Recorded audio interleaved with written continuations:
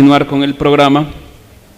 La cuarta ponencia está a cargo de la doctora Jacqueline Sosa, también es nefróloga de El Salvador y ejerce en San Miguel, es nefróloga pediatra. La doctora Sosa hizo doctorado en medicina en la Universidad de El Salvador, especialidad de medicina pediátrica en el Hospital Nacional San Juan de Dios de San Miguel. Es miembro, la subespecialidad, en nefrología pediátrica en el Hospital Infantil de México Federico Gómez, en el Distrito Federal. Es miembro activo de la Asociación Latinoamericana de Nefrología Pediátrica y de la Asociación de Nefrología e Hipertensión Arterial de El Salvador. El cargo actual, nefróloga pediatra en el Hospital Nacional San Juan de Dios de San Miguel. El tema es síndrome nefrótico. Se sale un poco de los temas previos, pero para nosotros es de mucha importancia, tiene muchas actualizaciones y de hecho es el tema síndrome nefrótico, actualidades.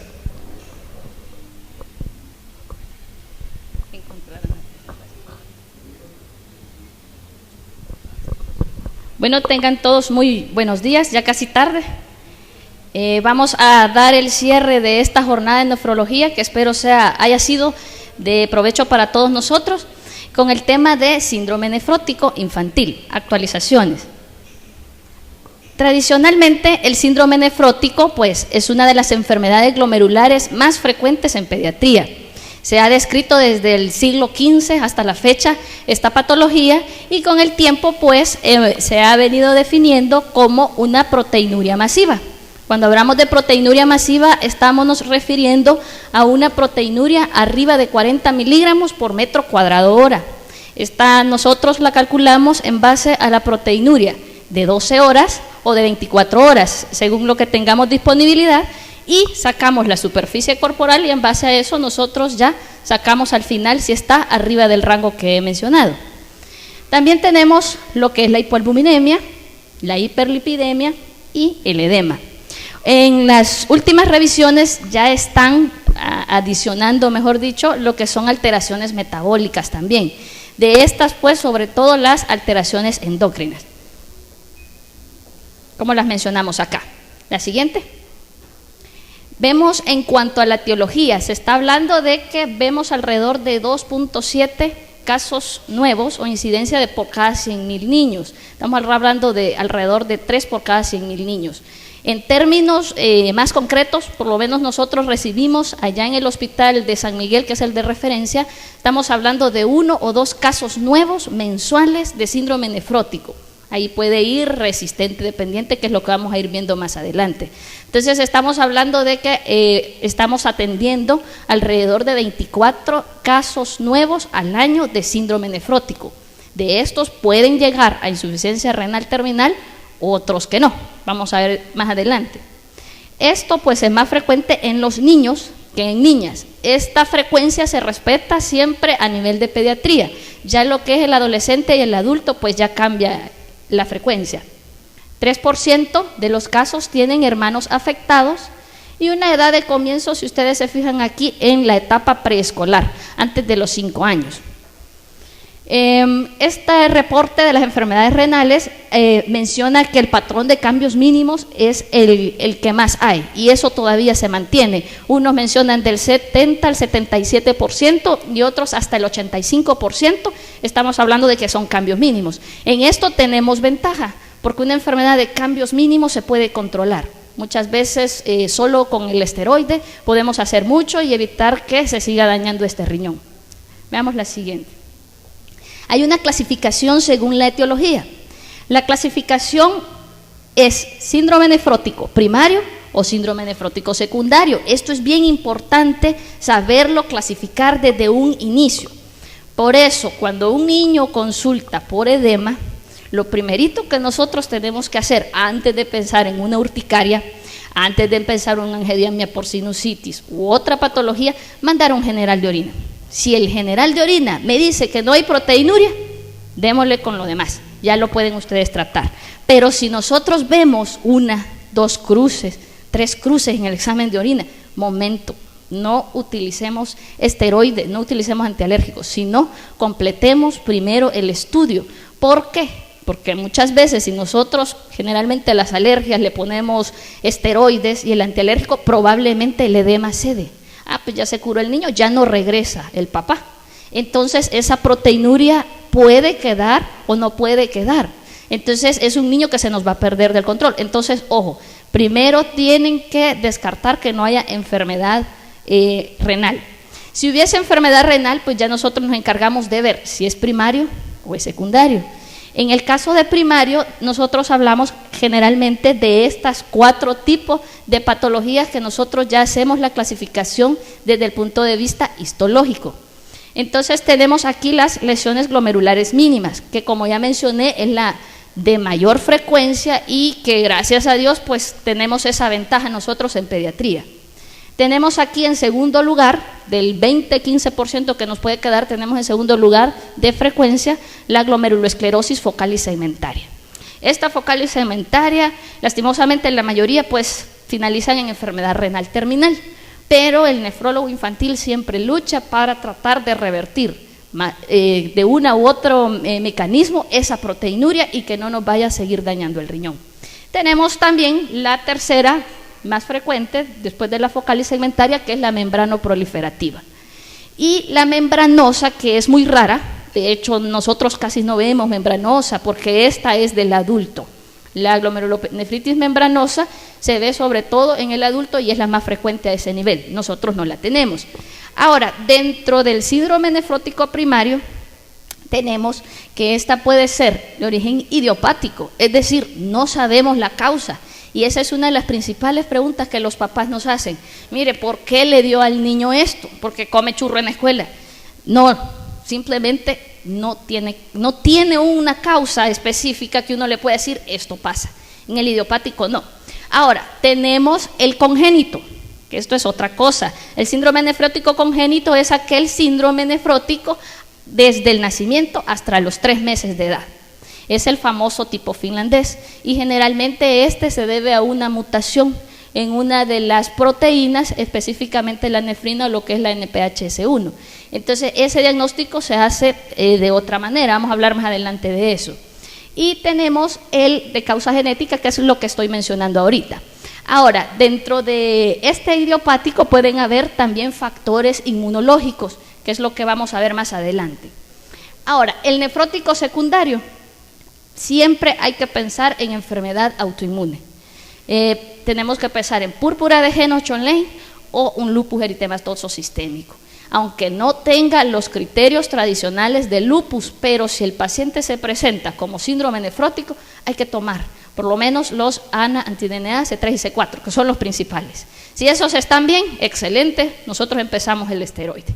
Si tenemos positivo alguno de estos, pues ahí ya hablamos con reumatología, que es con los que vamos tratando nosotros lo que es el lupus. Hacemos biopsia y empezamos ya los esquemas específicos. Ahora, tenemos otras causas, mire, infecciones. Aquí tenemos lo que es el paludismo, es una de las causas, hepatitis B, C, citomegalovirus. Más que todo nosotros buscamos siempre TORCH en el niño recién nacido, en el nefrótico del primer año de la vida, porque puede ser una de las causas de síndrome nefrótico secundario y esta se trata diferente. No la tratamos con el esteroide de entrada, sino que tratamos la enfermedad. Tenemos otros fármacos, se mencionan los AINES como desencadenantes, vacunas, la famosa DPT, que todavía la aplicamos de refuerzo a los 4 años, y tenemos neoplasias, lo que son las leucemias, linfoma de Hodgkin, y diabetes mellitus. La patogenia, un recordatorio así ligerito de lo que es la unidad funcional del riñón, sabemos que es la nefrona. Entonces aquí tenemos lo que es el glomérulo y su porción tubular. Lo que nos interesa ahorita es ver lo del glomérulo. Entonces, un corte acá, vemos nosotros exactamente aquí, a nivel de lo que son los podocitos. Tenemos lo que es la barrera de filtración glomerular, que está formada por 3 componentes: el endotelio fenestrado, veamos la siguiente, la membrana de filtración y lo que son los podocitos. Aquí lo vemos mejor. Tenemos acá lo que son, este es el endotelio fenestrado, aquí, tenemos lo que es la membrana, y estos que son los podocitos, como lo vemos ahí. Veamos la siguiente. Aquí está más de cerca. Esto es lo que les decía, el endotelio fenestrado, lo que es la membrana y los podocitos. Aquí donde se ven estas flechitas es el diafragma de hendidura. Este es una foto de un riñón normal. Entonces, si ustedes se fijan, estos podocitos tienen que estar parados. Si estos podocitos se fusionan o están acostados, es lo que se ve en una microscopía electrónica, generalmente de la enfermedad de cambios mínimos. Entonces, aquí en esta diafragma de hendidura, veamos la siguiente, se encuentran las proteínas que codifican, por ejemplo, aquí tenemos la nefrina que codifica el gen para NPHS1, y tenemos también la podocina aquí, y también se está hablando del WT1, que este es un factor para el famoso tumor de Wilms, que es el síndrome de Dennis-Drash, que siempre se asocia. Entonces, cuando tenemos mutación a este nivel y a este nivel, generalmente se está asociando a síndromes nefróticos que no responden al esteroide. Entonces, para nosotros sería de gran valor que supiéramos si estos niños corticoresistentes están presentando mutaciones. Vamos a ver el siguiente estudio. Este es un estudio que se hizo de síndrome nefrótico y diagnóstico genético en pediatría. Veamos la siguiente. Se realizó un análisis de mutación para NPHS2 por secuenciación directa de PCR, y también para nefrina, que es el NPH1, siempre por secuenciación directa del PCR. Y también se tomó en cuenta el WT1 para un análisis mutacional en exones 8 y 9, siempre por PCR. Veamos qué pasó ahí. Aquí se tomaron en cuenta niños que tuvieran síndrome nefrótico corticoresistente. Entonces, 17 fueron del sexo masculino y 16 femenino. La edad osciló más o menos entre 8, más o menos 6, 7 años de diferencia. Entonces, se menciona que de estos niños, 33 que fueron en total, 18 evolucionaron a una enfermedad renal terminal. Veamos la siguiente.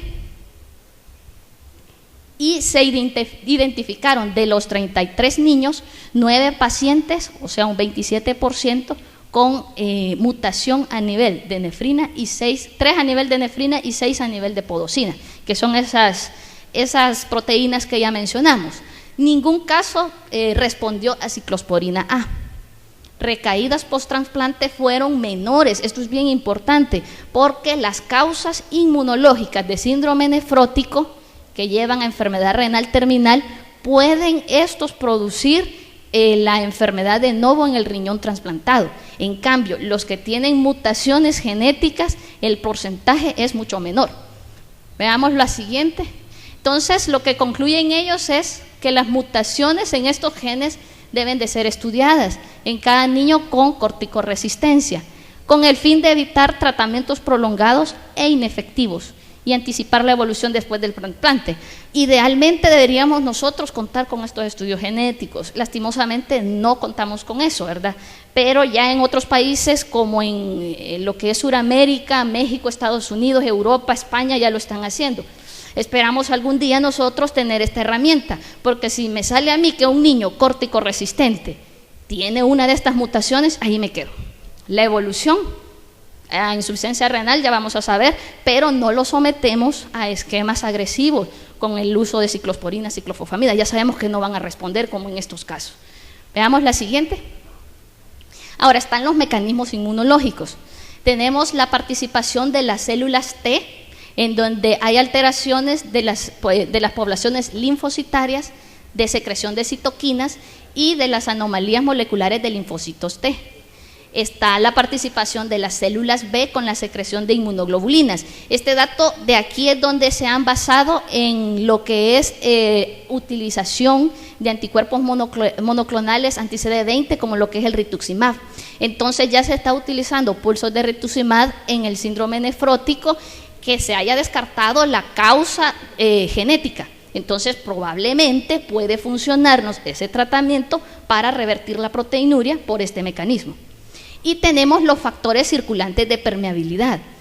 Estos son los factores de crecimiento vascular endotelial, la interleucina 8, el de necrosis tumoral y el óxido nítrico producido por las células T y B. Esto es lo que yo les mencionaba. Estos factores circulantes son los que pueden ir a afectar el síndrome, el riñón trasplantado en aquel niño que haya tenido un síndrome nefrótico por estos factores circulantes. Entonces, el niño trasplantado con síndrome nefrótico de causa o de factor inmunológico que esté acompañado nos puede producir el síndrome nefrótico en el riñón trasplantado. Entonces, así es de sencillo. Veamos lo siguiente.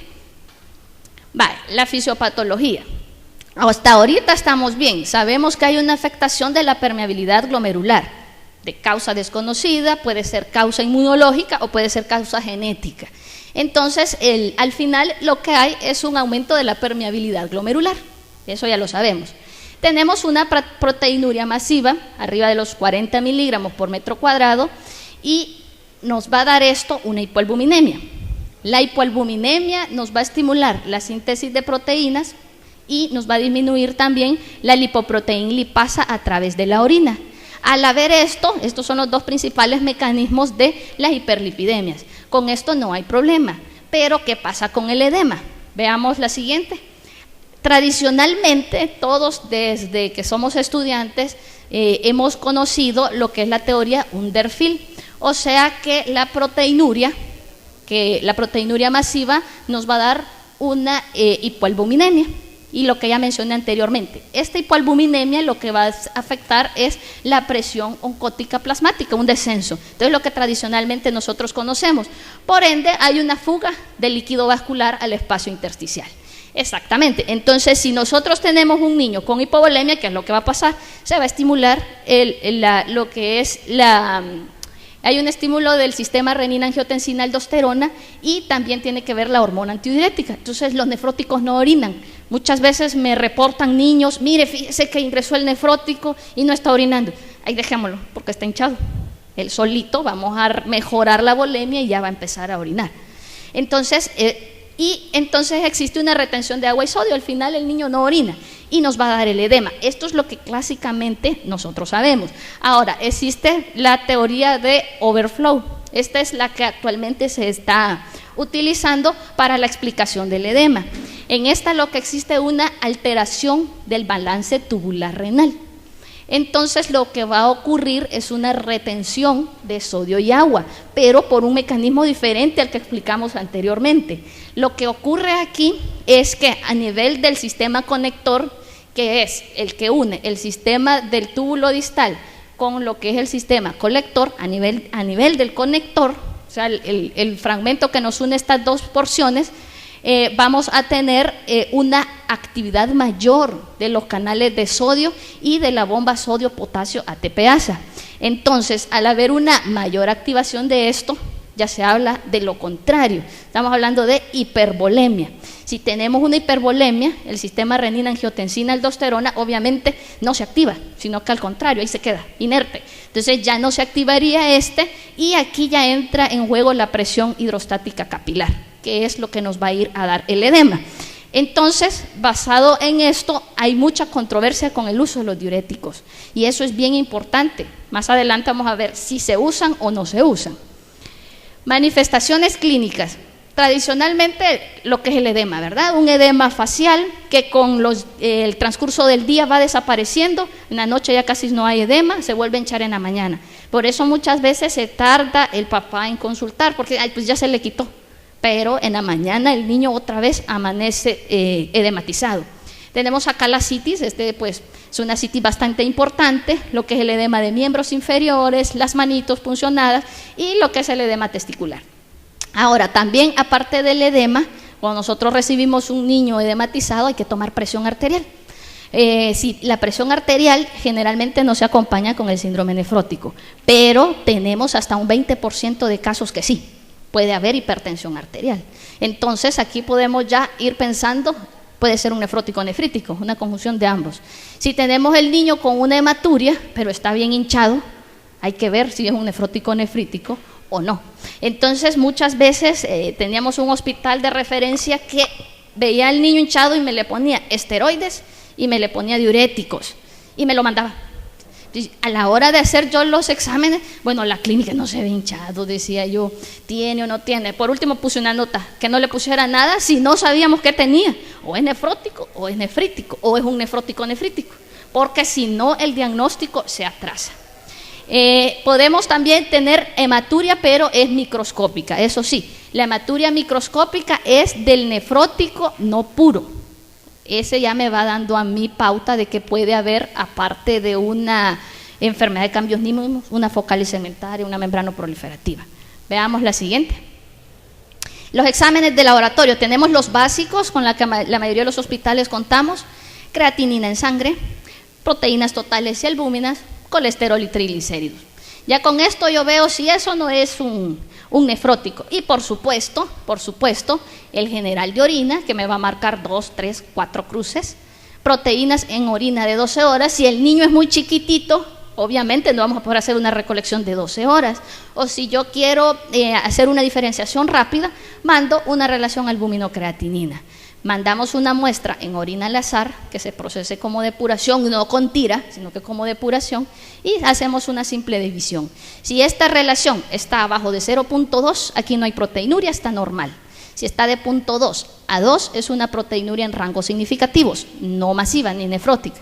Y si está arriba de 2, definitivamente sí es un nefrótico. Y tomamos siempre urocultivo. Ahora, tenemos aquí en los básicos, yo los pongo porque aunque no los tomemos en los hospitales, generalmente estas fracciones las tiene que pagar el papá, cuesta cada una como $50, y la mayoría de estos niñitos que recibimos son de escasos recursos. Entonces ya solo lo mandamos en los casos pues que no me responden al esteroide, pues ya ni modo, tiene que mandarla antes de entrar a biopsia.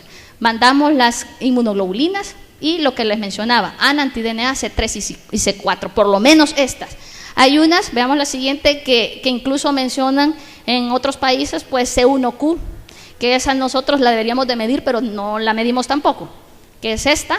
Deberíamos de mandar antitrombina 3, fibrinógeno, dímero D, factor 8, proteína C, proteína S, y las pruebas de función tiroidea. Por lo menos con las de función tiroidea, sí esas contamos la mayoría. Tomar una radiografía de tórax, acordémonos de los derrames pleurales que pueden existir en el síndrome nefrótico. El ultrasonido renal, que generalmente tenemos que encontrar riñones aumentados de tamaño.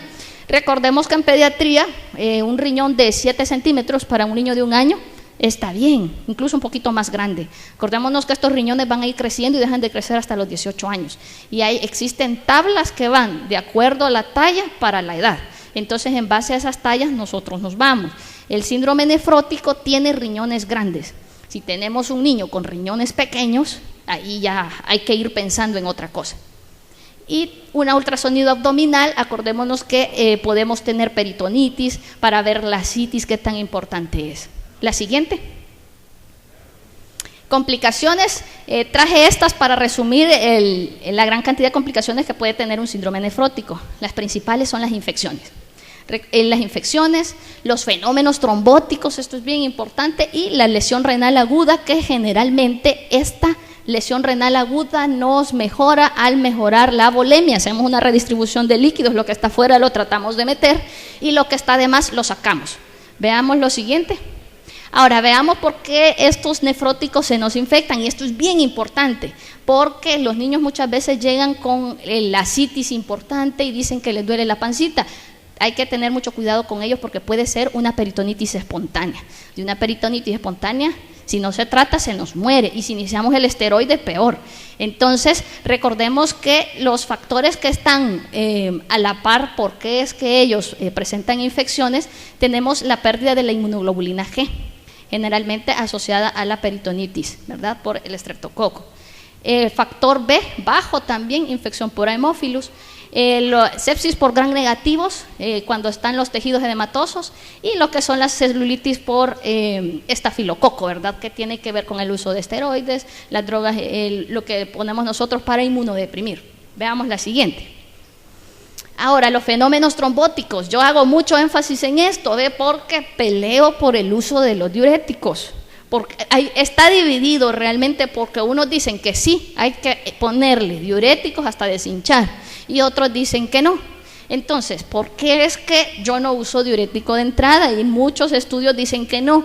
tenemos los factores de riesgo para desarrollar tromboembolismo. Tenemos la hipovolemia, la hiperviscosidad, la disminución de la antitrombina 3, el fibrinógeno alto, o sea que son niños, la hiperlipidemia, que son niños que tienen fenómenos de hipercoagulabilidad.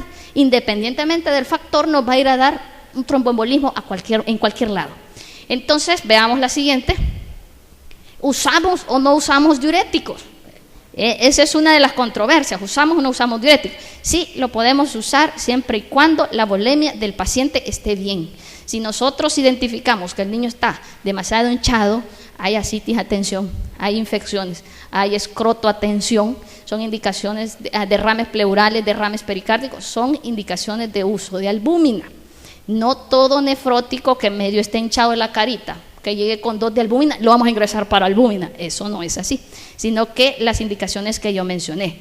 Entonces lo que hacemos es poner albúmina a 0.5 gramos por kilo dosis cada 12 horas para pasar en 3 horas. Nunca pasarla en bolus o en pulsos, nunca, sino que en bomba de infusión por 3 horas. Generalmente tenemos al 20 o al 25%. Entonces se pasa el frasquito sin diluir.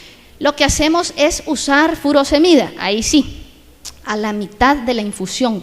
Por ejemplo, si es en 3 horas, le vamos a poner un pulso de furosemida a 1 miligramo por kilo dosis. Si pesa 10 kilos, le ponemos 10 miligramos. Si pesa 20, le pongo 20. Si pesa 50, le pongo 50. No hay problema. Entonces se le pone a la mitad y volvemos a poner otro pulso al final.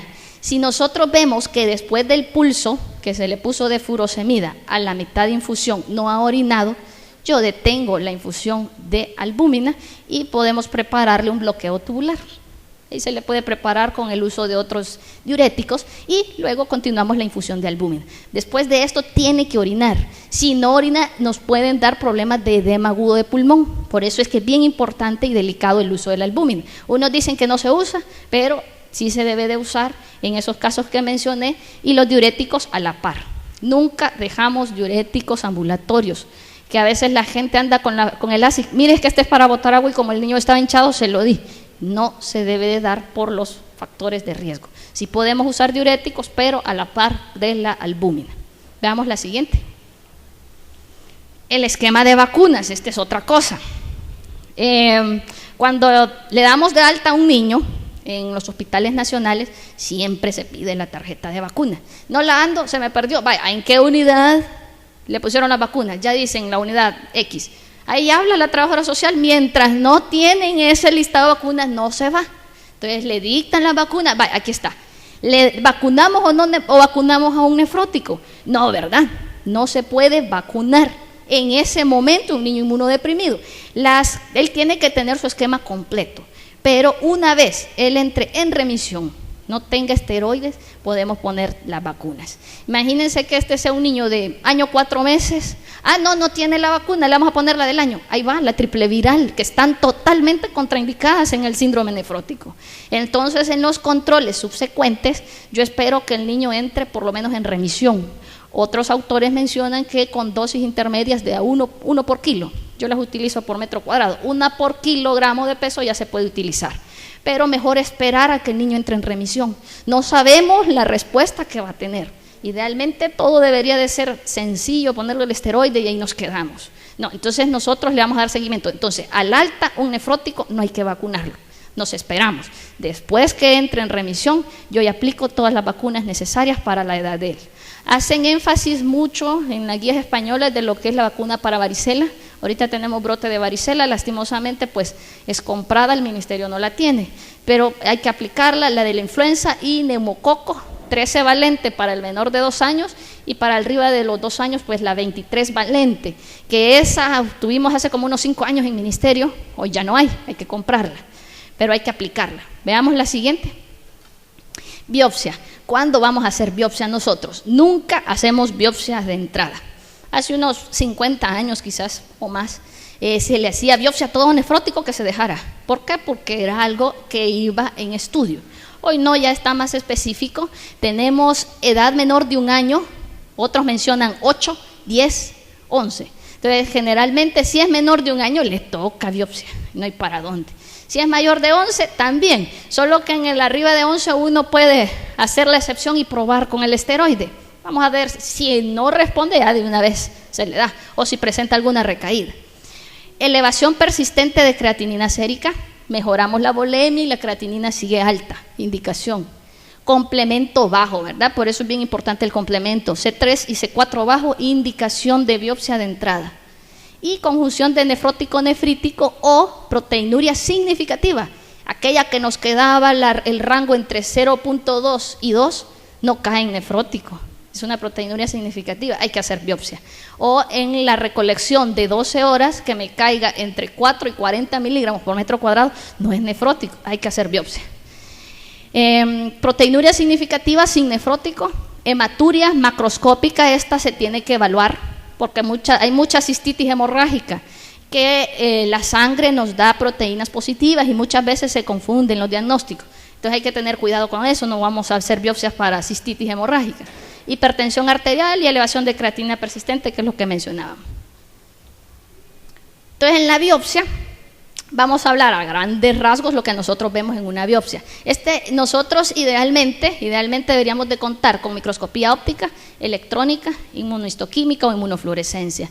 Acá en el país solo contamos con microscopía óptica, que se hacen 4 tinciones básicas, y ya se está introduciendo lo que es la inmunohistoquímica o la inmunofluorescencia. La microscopía electrónica sí no contamos con ella en todo el país, lastimosamente. Ahí esa nos sirve bastante para medir membranas. Hay unas membranas que son más delgaditas que otras, hay unos síndromes que son membranas en hojaldra, ahí se verían bien, pero no se puede acá. Entonces este es un glomérulo normal, si ustedes se fijan acá, normal. Veamos la siguiente. Acá nosotros tenemos una enfermedad de cambios mínimos, lo único que vemos es un aumento del espacio, el espacio urinario, lo que es la cápsula de Bowman, y lo que es la hipercelularidad acá. Acá nosotros, si ustedes se fijan, hay más tinción en este nivel. Esto es una glomerulosclerosis focal y segmentaria, no se define como acá. Veamos la siguiente. Esta es una membrana proliferativa, quizás no se pueda ver bien, pero hay una membrana más engrosada. Dependiendo del patrón histológico, de lo que les decía, en la microscopía electrónica se ve bien. Entonces hay un patrón de doble riel o de cinta, entonces dependiendo de eso hacemos unas clasificaciones ahí. Y esta es la membranosa, que aquí se le ven unas espiguitas, quizás no se ve muy bien en la diapositiva, pero es lo característico, las espigas. Veamos la siguiente. Y este solo es un ejemplo de inmunofluorescencia. Este es en el caso de un niño que tenía una membrana proliferativa, una glomerulonefritis membrana proliferativa, en donde esto verde son los depósitos. Este es un glomérulo. Entonces los depósitos de IgG son los que se ven acá. Entonces ahí obviamente necesitamos la ayuda del patólogo que tuviera una especialidad en patología renal, y ya contamos con eso acá. Veamos la siguiente. Bueno, el tratamiento clásico, ¿verdad? Prednisona. Existen muchos esquemas solo de prednisona y combinaciones de cuando no tenemos corticosensibilidad. Pero el clásico puede ser corto sin reducción, corto con reducción, largo sin reducción, largo con reducción. Se ha visto en estudios que el largo con reducción es el que nos da menos recurrencia o menos recaídas. Entonces el largo con reducción es prednisona por 18 semanas.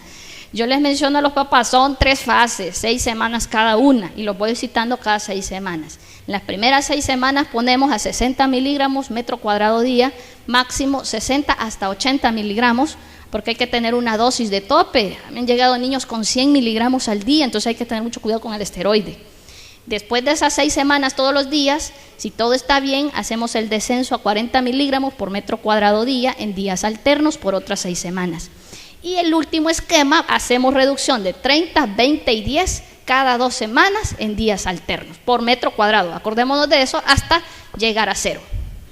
Veamos la siguiente. En base a esa respuesta que el nefrólogo va viendo, por eso es bien importante que el nefrólogo agarre al niño desde el principio, ya lo conoce. No, vamos bien, las primeras 6 semanas negativizó, o vamos mal, en las primeras 6 semanas me quedó significativo, le voy a dar chance en las otras 6 semanas para ver si se convierte en corticosensible tardío. Entonces uno va viendo ahí, ya cuando ya llegan con el esteroide ya es un problema para nosotros. Entonces esa es una clasificación. Tenemos lo clásico, el corticosensible. A las 6 semanas me llegó al control con 60 por metro cuadrado, proteinuria negativa. Chévere, me salió fácil, digo yo. Vamos a ver. El corticosensible tardío que me llegó a las 6 semanas, pero la proteinuria estaba significativa, pero no negativa. Me pasé a la siguiente fase, las otras 6 semanas, por fin negativizó. Y ya solo hago el descenso y quedó corticosensible tardío, pero negativizó. Ahora, tenemos el que llega a las 6 semanas con esteroide y llega con proteinuria masiva, o sea, no le hizo ni cosquilla al esteroide, lo clasifico como corticoresistente. Entonces, ¿qué hago? Tengo que hacer descenso de esteroide. Le voy a dar las otras 6 semanas, señora. Si viene a la 6ª semana con proteinuria masiva, ingreso. A menos que la condición del niño clínicamente esté edematizado, con los testículos hinchados, que tiene derrames pleurales, se ingresa en el momento para programarlo para biopsia. Obviamente se mejoran las condiciones de él y programamos biopsia. En este caso, si está clínicamente bien, le damos chance y vemos en las siguientes 6 semanas. Bueno, a las 6 semanas la proteinuria viene significativa. Bueno, esperémonos otras 6 semanas para completar y al cabo de las 18 semanas ya llega negativo. Está bien, entonces estamos bien. Pero el problema con el corticoresistente tardío, ¿cuál es? Que en el tardío tenemos niños corticosensibles inicialmente, pero me han hecho recaídas frecuentes. Una recaída frecuente son más de 2 en 6 meses y al final se hace resistente. Entonces eso se cataloga como corticoresistente tardío. Inicialmente fue corticosensible, pero al final no lo pude negativizar. Tenemos el dependiente, hay muchos dependientes. La prednisona, chévere, a las primeras 6 semanas negativizó. Otras 6 semanas, un poquito de proteinuria, le voy a agregar un renoprotector. Le pongo a veces ARA2 o IECA, cualquiera de los dos. Ya vamos al último descenso, nefrótico. Entonces quiere decir que se hizo dependiente del esteroide. Entonces un corticodependiente. Tenemos recaídas frecuentes, 2 o más en 6 meses o 4 o más en un año. Y las infrecuentes que son menos de 2 en 6 meses o menos de 3 en un año. Veamos la siguiente. Ahora, yo ya clasifiqué al niño en base a esto. ¿Qué sigue después del esteroide? ¿Qué más tenemos? Veamos la siguiente. Bueno, no es que las elecciones, ¿verdad?, tengan que ver con esto, sino que traje esto a mención porque quedamos hasta aquí de la propaganda en San Miguel. Ya la tuve que incluir en la presentación. Aquí tenemos múltiples formas de escoge. Igual uno escoge lo que quiere. Igual es el nefrólogo, uno escoge lo que sea mejor para el niño. Entonces no nos vamos a tardar tanto como dieron estos resultados, no sé si los han dado todavía, en decidir qué vamos a hacer. Entonces veamos la siguiente. Aquí nosotros tenemos la lista de los medicamentos en resumen, porque nosotros tenemos que individualizar. Tenemos ciclofosfamida, ciclosporina A, nicofenolato. Menciono esas 3 en orden así porque es de lo que más podemos conseguir. Tradicionalmente, y hasta el momento así es, para el córtico dependiente de elección, ciclofosfamida. ¿Qué es lo que sucede? Unos hospitales en otros países no la utilizan, aunque en estudios sí está que se puede utilizar y nosotros sí lo utilizamos. El problema es la toxicidad en gónadas, la toxicidad a largo plazo, leucemias más adelante. Entonces hay que saberla usar. La dosis que nosotros utilizamos, 2 miligramos por kilo al día, una dosis total de 168 miligramos acumuladas por 3 meses. Hay pulsos, pero yo no estoy muy de acuerdo con los pulsos. Si con la ciclofosfamida oral nos va bien, si no pasamos a otra cosa. La otra es ver la biopsia. Si yo veo un niño que tiene un riñón no tan dañado, podemos utilizar bien, y si tiene un riñón muy dañado, tenemos que utilizarla, mejor la ciclofosfamida. La ciclosporina es la otra.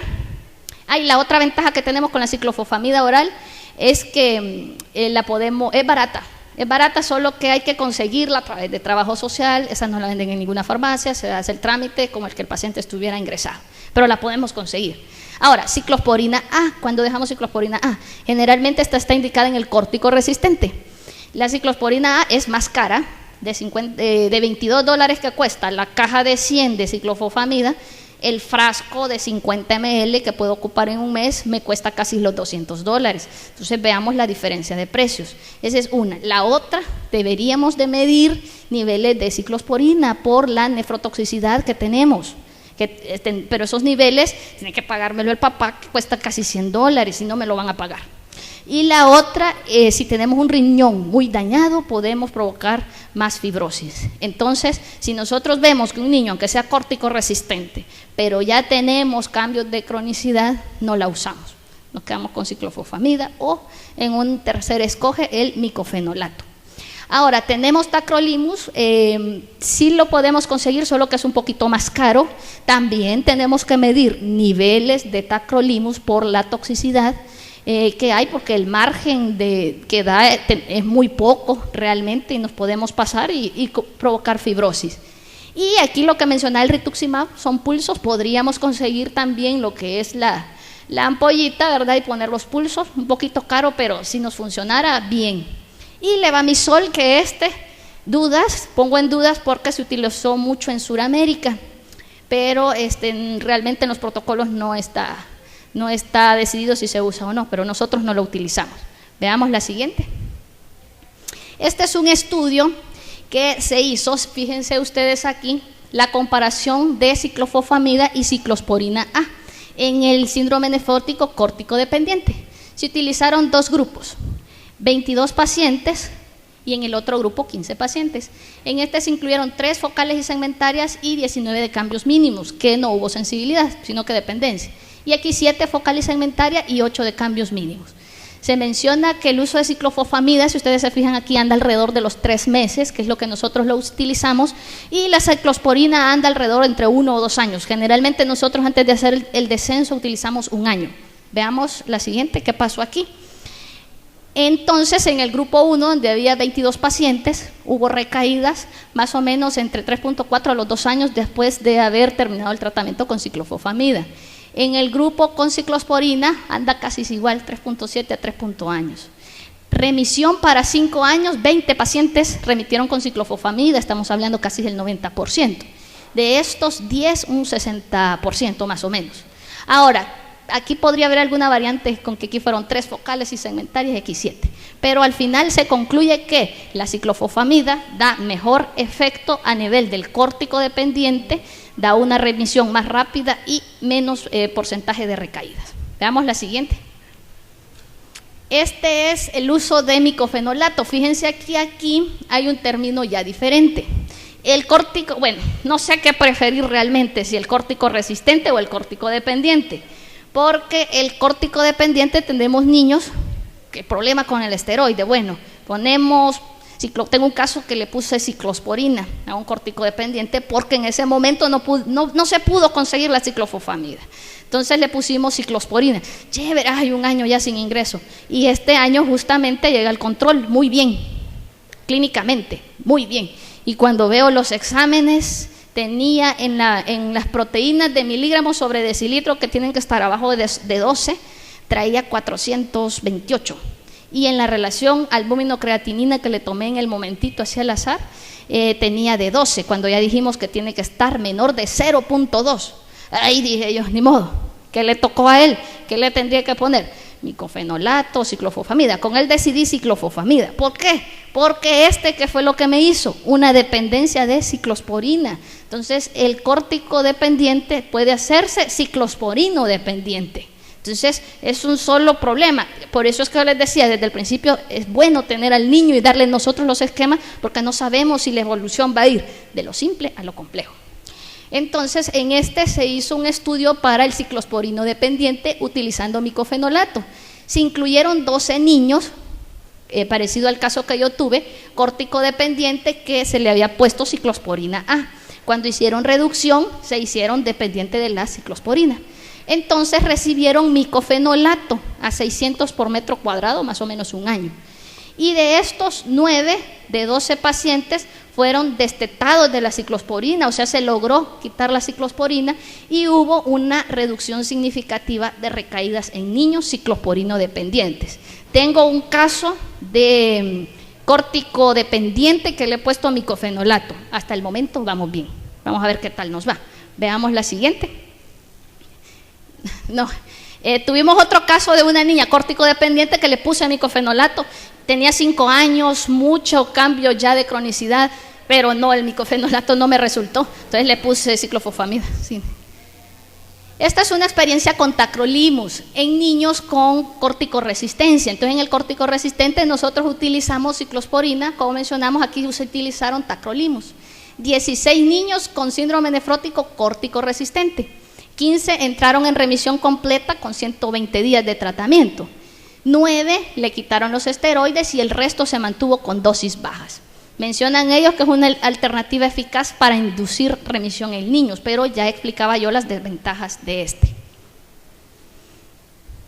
Y me llamó la atención esto porque zinc tenemos en el ministerio, y a medio mundo le damos zinc, al que se deje le dejamos zinc. Entonces este es un estudio en donde menciona que al poner zinc o dar suplementos de zinc en niños, lo que son las recaídas son menores. Entonces se tomaron 81 niños, 2 grupos con recaídas frecuentes, 52, y el otro con recaídas infrecuentes, 29. Todos recibieron zinc de forma aleatorizada por 12 meses. La dosis que usaban es la estandarizada que nosotros ponemos, 10 miligramos al día, lo que equivale a 5 ml. Entonces se vieron aquí pacientes con recaídas frecuentes que recibieron zinc, mencionan que hubo una reducción del 28% de recaídas y una probabilidad significativamente mayor de remisión. Habría que ver si existen mayores estudios que nos respalden esto, ¿verdad? Pero si tenemos el zinc lo podemos utilizar. Veamos la siguiente. Pronóstico. Todo va a depender el pronóstico va a depender de la evolución que el niño tenga, de la respuesta al tratamiento y de la histología renal que nosotros encontramos en una biopsia.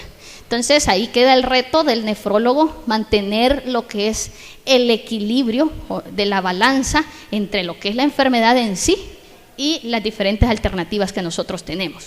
Entonces, si nosotros tenemos un córtico-sensible, no ameritó biopsia, no hizo recaída en los primeros 12 meses, muy probablemente este niño le vaya excelente. Si nosotros tenemos córticodependencia, biopsia ya con glomerulosclerosis focal y segmentaria o membrano proliferativa o córticoresistencia, o que ya se nos acabaron todos el listado de los medicamentos, no le va a ir muy bien y generalmente llegan a insuficiencia renal terminal al final. Bien, para terminar ya, puntos claves y resumen de lo que es síndrome nefrótico. Tengamos presente que esta es una podocitopatía. Tiene una lesión estructural del diafragma de filtración glomerular, ya sea por mecanismos inmunológicos, genéticos, idiopáticos. Y tener presente que pueden haber síndrome nefrótico secundario. No hay que olvidar el síndrome nefrótico secundario.